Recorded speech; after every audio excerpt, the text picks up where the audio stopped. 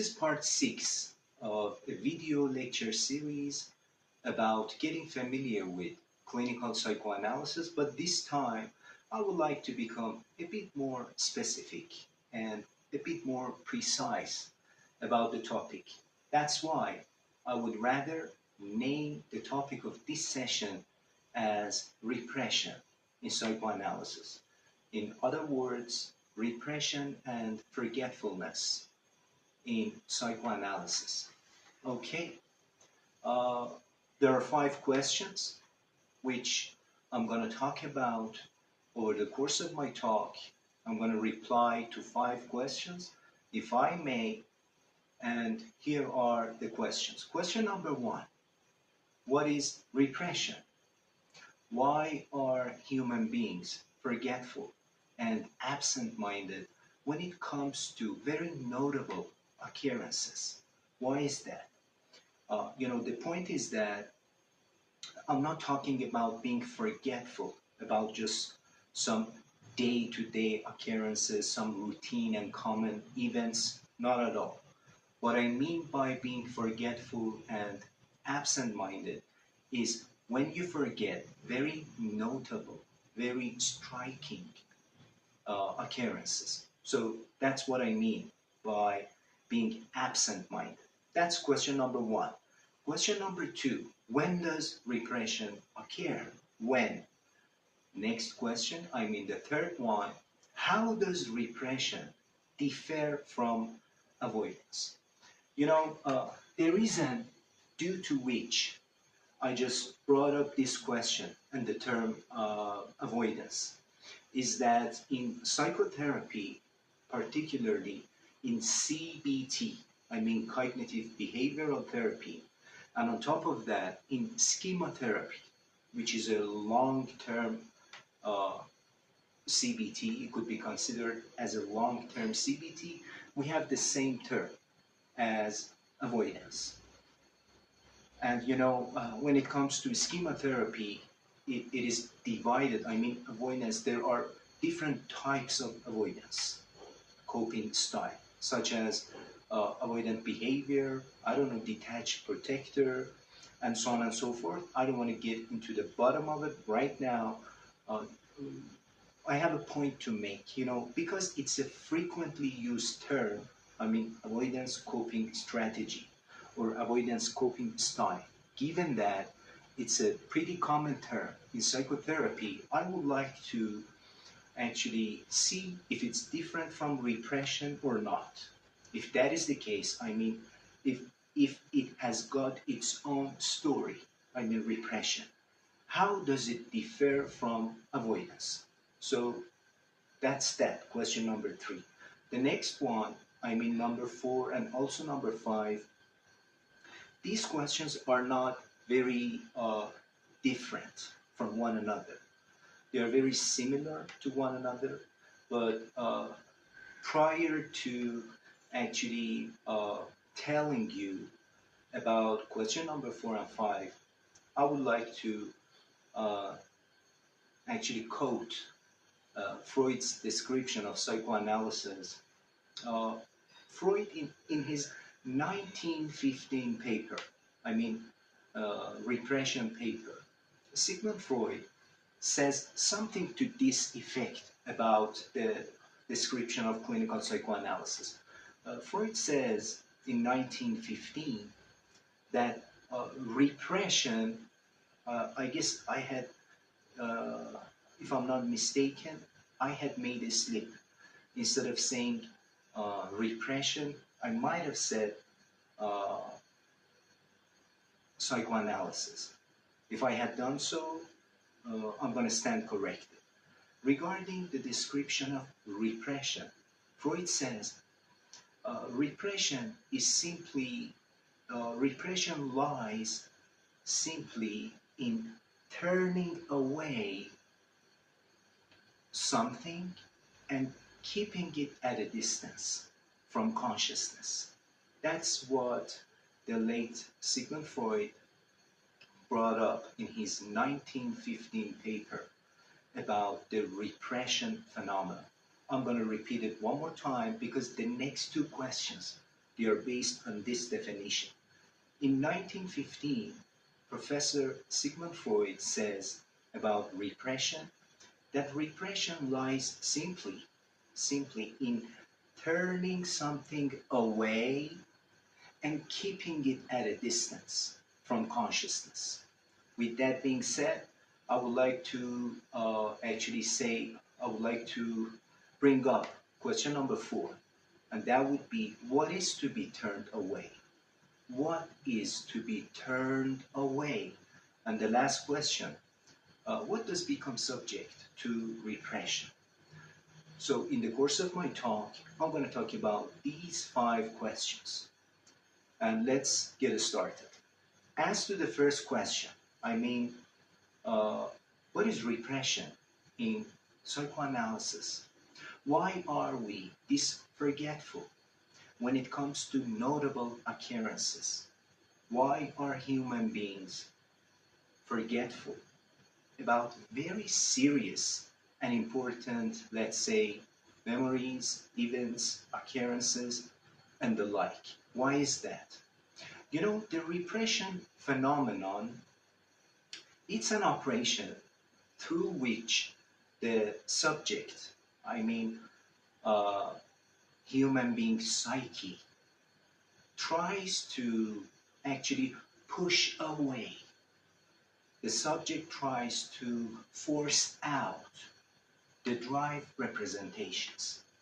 That is to say, memories, thoughts, images, and so on and so forth. What I mean by representations is memories, thoughts, images, stuff like that. So, an operation through which the subject, I mean the human being psyche, attempts to push away the drive representations.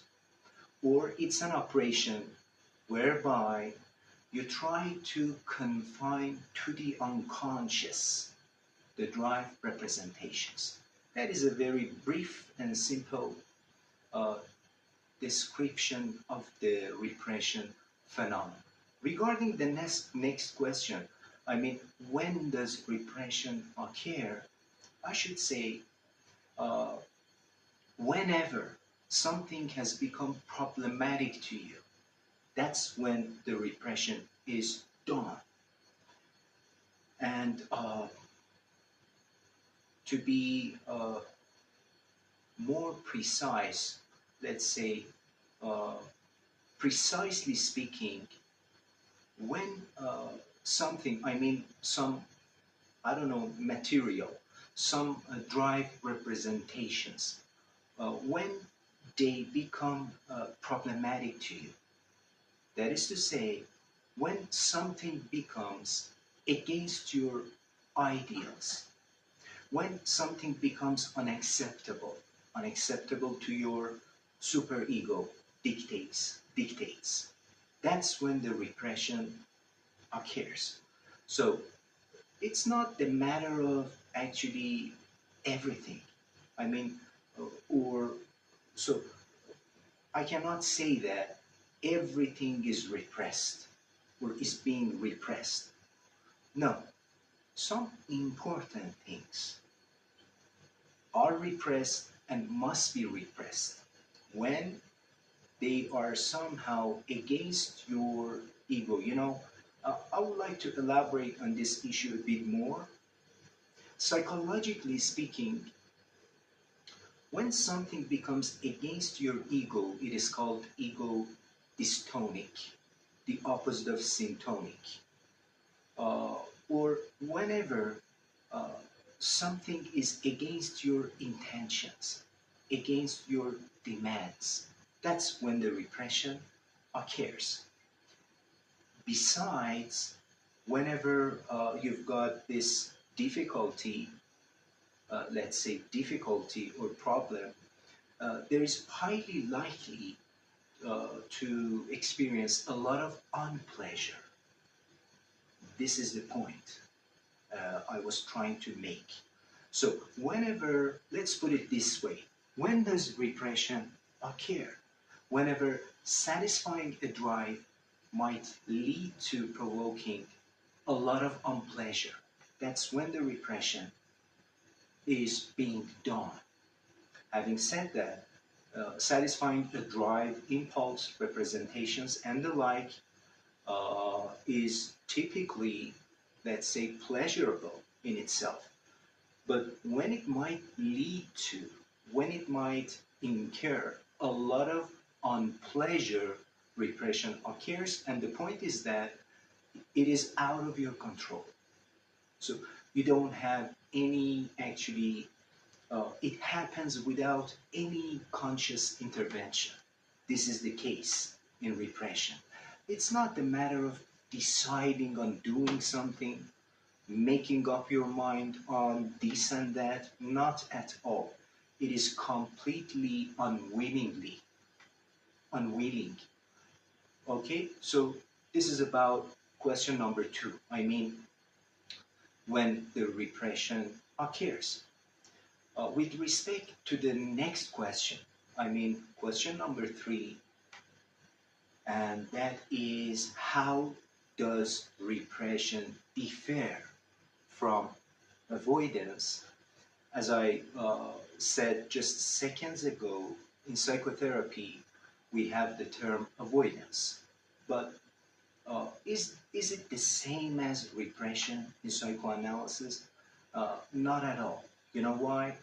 Because when you avoid doing something, when you avoid going somewhere, it's all about your decisions. You know, you do it intentionally, you do it willingly. It might seem that it happens very quickly in a blink of an eye, okay, but still uh, you did it intentionally. This is what is all about avoidance phenomenon in psychotherapy. However, uh, in the repression phenomenon, there is not any conscious intervention, nothing. Uh, whatever which has been repressed, I mean, contents, material, whatever which has been repressed. The point is that that repressed material itself, it constitutes a nucleus of formation, a nucleus, a group of construction, which is capable of attracting other incompatible ideas. I'm going to repeat it one more time. The repressed material, or the repressed, let's say, contents, they themselves constitute a nucleus of construction, formation. This nucleus, this repressed material, in other words, this nucleus is capable of attracting other incompatible ideas. And the point is that there is not any conscious intervention. This is what demarcates repression as a pathological type of defense compared to actually avoidance. But I'm not saying that avoidance phenomenon is actually a normal phenomenon and it is not pathological. No. What I'm saying is they are different altogether. And I just told you how. Okay, that's it. Next question, I mean question number 4, if I'm not mistaken, and 5. What is to be turned away? And the last one, what does become subject to repression? Okay, before I, let's say, talk about these 2 questions a bit more, I would prefer to repeat the Freud definition of repression, which I had told you at the beginning of my talk, one more time, and then covering these 2 last questions as well. In 1915, Freud has got an article under the title of Repression. In his article, he says something to this effect. He says repression lies simply in turning something away, and keeping it at a distance from consciousness. Okay, based on this a very brief definition or description, uh, I'm going to cover the last two questions. As you see, there are some keywords in Professor Freud's description about repression. Uh, those three keywords, something just crossed my mind, and I would like to share that with you. This video series, I mean repression video series, is based on some references, and that would be only proper. But I have forgotten to name the references at the beginning of my talk because, honestly speaking, I had left my stuff somewhere else. It was just a second ago, I mean some minutes ago, that all of a sudden I had realized that I forgot to bring my papers on which I had taken some notes for this lecture. I forgot to have them on myself. I forgot to bring them here. So because of that, I forgot to name the references. And no problem, I'm going to do it right now. There are some references. First and foremost, my own clinical knowledge and experience as a clinical psychologist and as a practicing psychoanalyst. And so this is the first reference. Apart from that, there is a book under the title of The Language of Psychoanalysis.